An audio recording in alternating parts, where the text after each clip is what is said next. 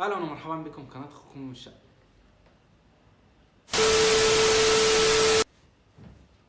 اهلا ومرحبا بكم، ازيكم يا حبايب قلب يا اخوات عاملين ايه؟ اهلا ومرحبا بكم. مرحبا بكم، ازيكم يا اخوات عاملين ايه؟ انا الشعراوي زي ما انتم عارفين طبعا. هشرح النهارده.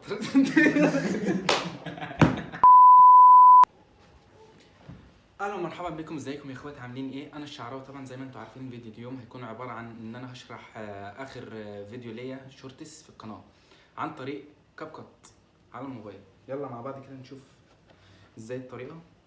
طبعا هتجيب الموبايل، هتفتح برنامج كاب كات، هتدخل على برنامج كاب كات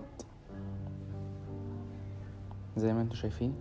طبعا انت هتكون صورت 3 شوتات مثلا او 4 شوتات على حسب اللي انت عايز تصوره. حلو. انا طبعا ده شوتات قديمه اللي هو اتعملت جاهزه، فانت هتروح داخل على نيو بروجكت، تعمل انشاء مشروع جديد. هتضيف الشوتات اللي انت صورتها اهو كده، 1 2 ادي 3، وتعمل لهم اضافه. حلو. هيجوا معاك هنا، طبعا انت هتضيفهم بالترتيب على حسب ايه اللي انت حابب الصوره اللي تظهر في الاول. زي ما انتم شايفين كده، هنيجي مثلا هتقدم مثلا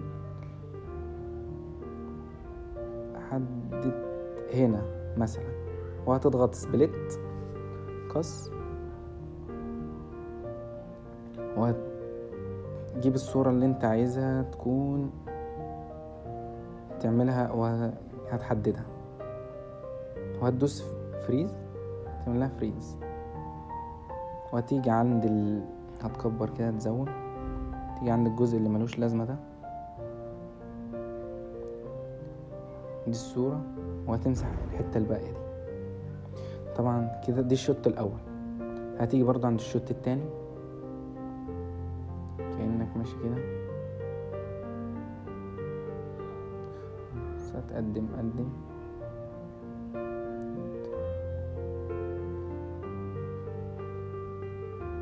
هنا، هتدوس سبليت، تيجي عند الصورة أيوة، تعمل سبليت، هتقص دي كده كل دي،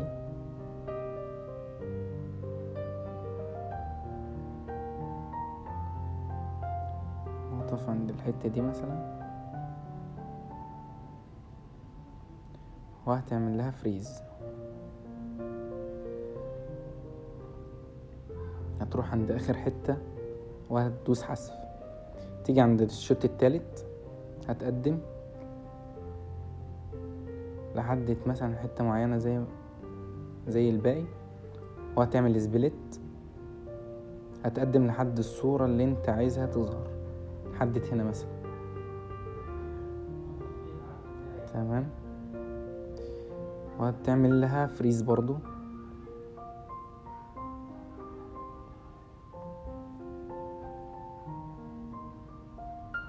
وهتعزف الباقي الجزء ده، وهتعزف الجزء اللي في الاخر. طبعا تعزف بتاعت علامة كاب كات دي، العلامة المائية. وهتيجي طبعا بعد ما خلصنا، بص اتفرج كده على الفيديو، هتلاقيها ظهرت معاك زي ما انت شايف كده. طبعا انت هتعمل الفيديو هتعمله صامت، يعني هتخفي الصوت من كله، حلو، من كل الشتات كله زي ما هو زي كده.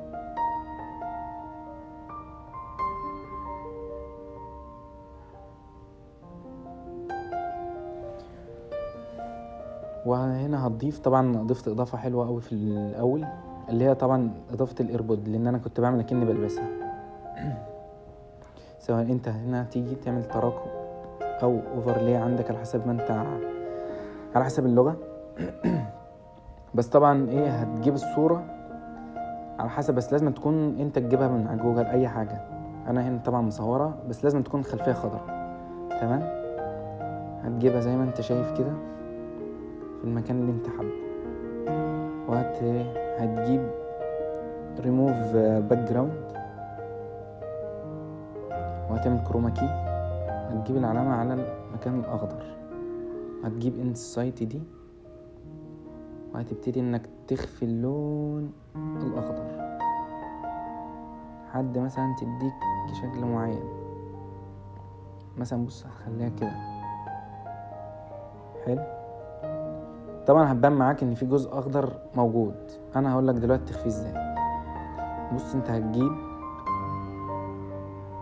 خليك عليها، هتجيب علامة دي اللي هي اسمها سبليك، وهتبتدي هتجيب اللي هي لايتن. حلو اهي اختفت معاك. هتحس برضو ان فيها جزئية هتختفي كده كده معاك مع الفلتر. ثانية واحدة وهتبتدي تظبطها تحطها في المكان زي ما انت عاوز، زي كده مثلا. هتبتدي تصغر مثلا، تخليها على قد الصورة. يعني لو كده الصورة انا حابب اكبرها شوية، اكبرها كده.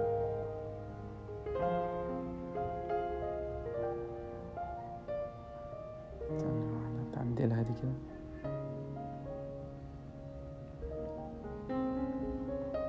بالشكل ده. وهو الفيديو زي ما انت شايف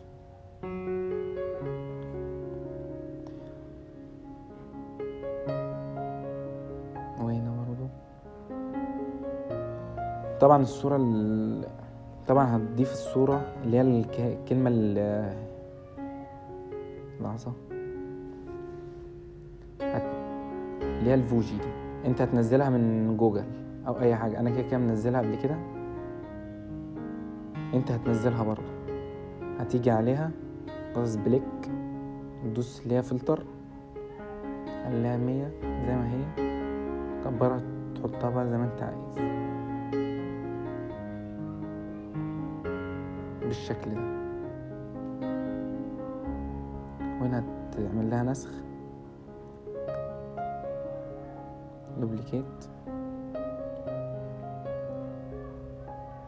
نضيفها هنا برضو.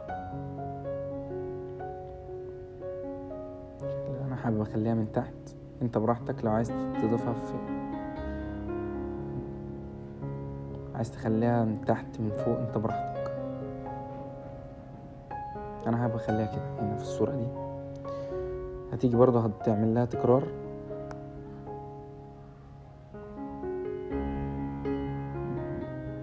وهنيجي عند اخر صورة هنظبطها. هنا بقى انا حابب اخليها من فوق مثلا كده، ومثلا حابب اكبر الصورة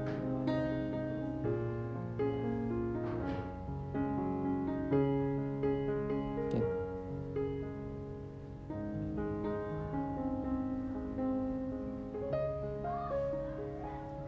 تبقى بالشكل ده مثلا.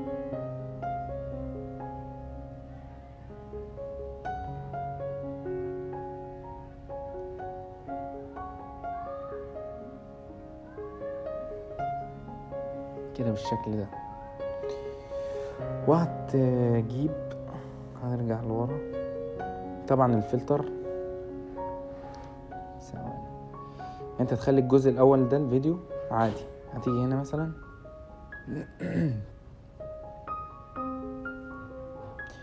هتضيف فلتر للفيديو، هتجيب افكت،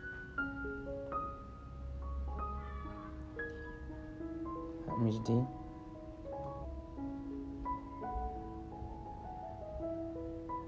ولا دي كانت من فين. هتخش على فلاتر. حلو. طبعا في اول واحدة دي هتجيب الفلتر، لحظة ثانية.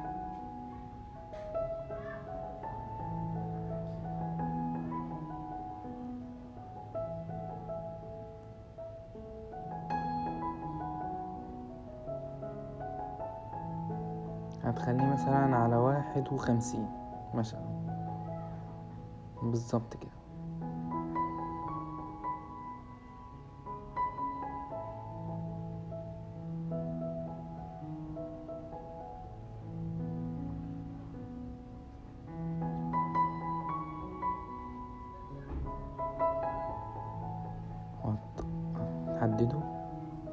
على الصورة هنا.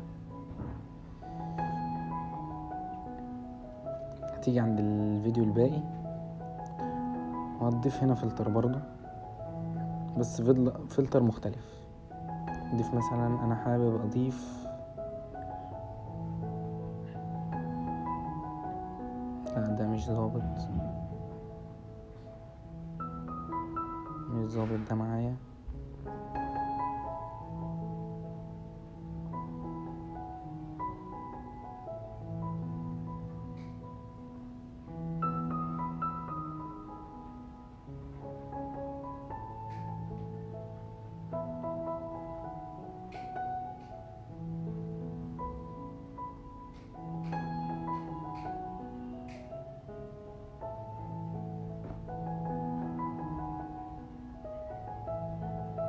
هتخليه مثلا ده انا شايف انه تمام، خليه مثلا عند 86. وهتيجي هنا برضو على نفس الصورة وتضيف نفس الفلتر هيمشي معاها 86 برضو.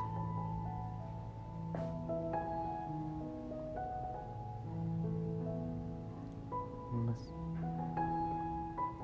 كده طبعا ظبطت. بس اظبط الصورة دي.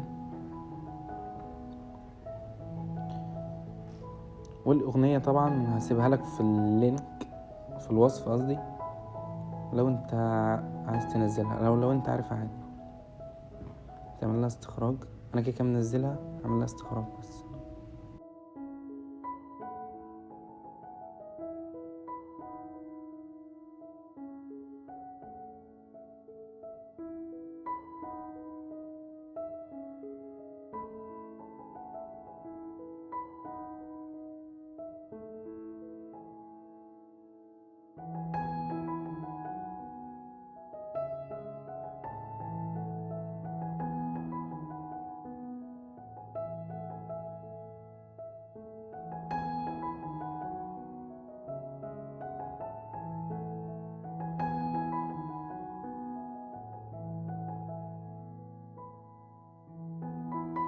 اول حتة اظبطها هنا مثلا وانا ماشي، عايزة مثلا المنظر ده تمام عادي. هتلاقي الحاجات باظت معاك، هظبطها. تلغي عند هنا وتيجي عند دي، هتحدد صورة السماعة، تجيبها هنا وتجيب الكلمة واظبطها معاك. بص خليهم مرة واحدة كلهم يظهروا، وهتكمل بقى الأغنية. هنا أنا حابب مثلا أقص جزئية، أقص مثلا حتة من الفيديو، مثلا ممكن أقص لحد هنا مثلا. ثواني، قصت مثلا أيوة أظبطها، أحاول أظبطها مع البيت. هجيب هنا الكلمة وأظبطها على قد الصورة. أسمع كده تاني تبقى تظهر أيوة بالشكل ده. ثواني عشان في حتة زي ده منها. هنيجي عند الشوط التالت، أسمع برضه الموسيقى بتقف فين.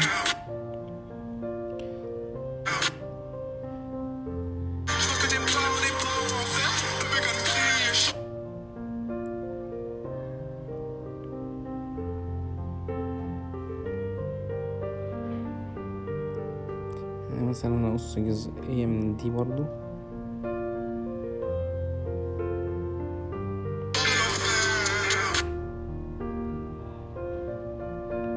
وهحدد الكلمة برضو تبقى هنا.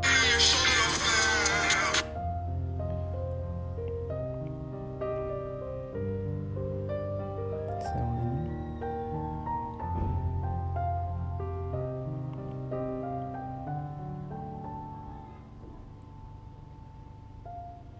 المهم بعد ما هتظبطها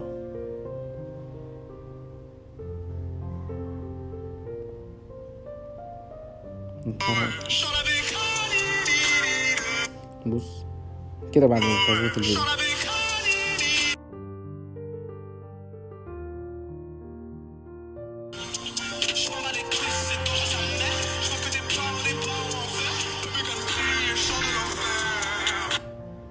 هنا انا حاسس